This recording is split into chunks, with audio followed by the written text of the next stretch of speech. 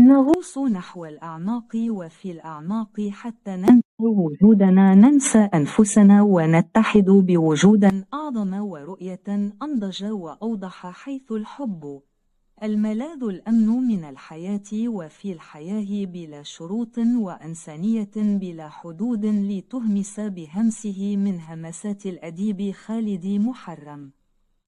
همسة الرقة. الرقة ليست فقط كلمات جميلة أو مجرد صورة أو نبرة صوت.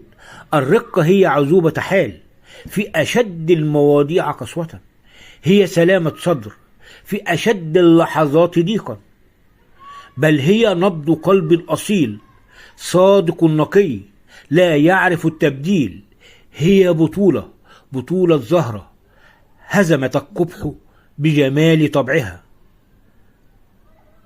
همسة من همسات الأديب خالد محرم. همسة الرقة.